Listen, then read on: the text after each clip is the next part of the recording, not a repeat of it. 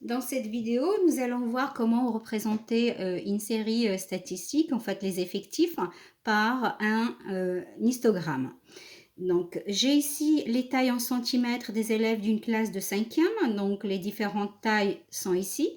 On me demande dans un premier temps de compléter le tableau, je l'ai complété avant, ça veut dire que je n'avais pas les effectifs, c'est pas compliqué. Vous comptez, il y a combien de tailles, donc entre de 135 à 139, c'est-à-dire 135, 136, 137, 138, 139, je les ai comptés. Je vais le refaire par exemple pour vérification avec vous pour le premier, pour vous montrer qu'il y en a bien 9. Donc de 135 à 139. 1, ensuite 2, 3, 4, 5, 6, 7, 8 et 9. Donc il y a 9 élèves qui ont une taille allant de 135 à 139. La même chose, il suffit de compter de 140 compris à 144 compris, et puis pour 145 à 149, etc. Pour vérifier qu'il n'y a pas d'erreur, je peux compter le nombre d'élèves. 1, 2, 3, 4, 5, 6, 7, 8, 9, 10. 1, 2, 1, 2, 3. 10 fois 3 est égal à 30. 9 plus 7, 16. 8 plus 6, 14. 16 plus 14 est égal à 30. Donc, je ne me suis pas, apparemment, je ne me suis pas trompée. Donc, maintenant, cette série, ces effectifs-là, je ne peux pas les représenter par un diagramme en bâton.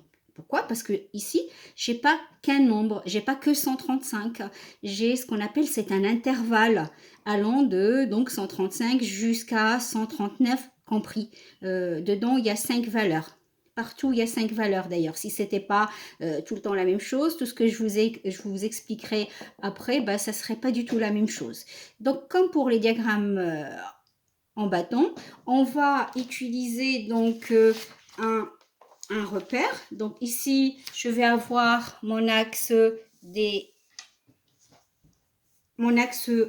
horizontal, mon axe des abscisses où il y a la taille. Donc toujours la première ligne, c'est l'horizontale. La deuxième ligne des effectifs, c'est la verticale, les ordonnées. Et ce que je vais faire, donc c'est pas le bon, ce que je vais faire, c'est que là, comme pour ce qu'on avait vu pour les diagrammes en bâton, il faut que je regarde où est-ce qu'elle est là, où est-ce qu'il est le plus grand effectif. C'est 9. Ça, c'est juste par rapport à la hauteur ici pour savoir comment je dois m'organiser. Donc 9, c'est pas très grand. Je peux faire un carreau pour 1 et donc ça me permet, bon, donc là je vais même au-delà de 9, 10, etc. Donc c'est très bien. Pour l'axe horizontal, les abscisses, pour les tailles. Donc là, j'ai de 135 à 139. Je ne vais pas bien évidemment compter 1, 2, 3 et puis chercher où se trouve 135 ou bien ce que je vais faire, c'est que je peux soit démarrer ici et mettre 135, soit commencer là et mettre 135. Et attention, je ne fais pas 135 à 139, 135 et je prends la valeur, la première valeur de, je vais dire, de la classe suivante. Donc 135, 140, je fais de 5 en 5 au fait, puisque l'amplitude est de 5. Donc 140, ensuite 145 et 150 et enfin 155. Voilà, donc ça c'est le premier travail à faire.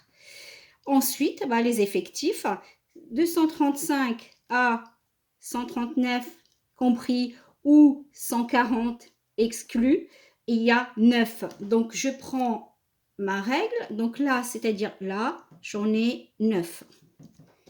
Hop. Donc là, je suis à 9.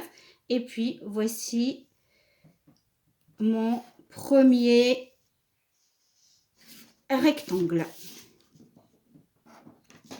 Donc là, 140 à 144, l'effectif est de 7. 7 se trouve ici.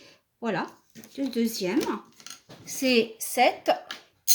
Et mon deuxième, vous voyez que contrairement au diagramme en bâton, ils sont collés. C'est normal. Ce sont des séries statistiques, donc ici, où c'est continu parce que j'ai plusieurs valeurs à l'intérieur.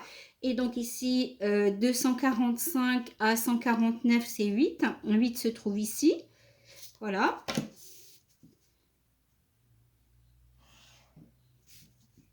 Hop.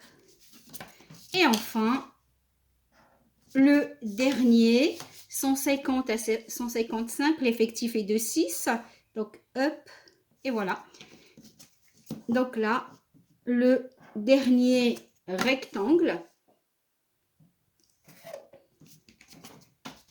Voilà donc comment construire un histogramme pour illustrer la répartition des joueurs dans les différentes catégories de taille. Donc, cette vidéo est finie. J'espère que c'était clair pour vous.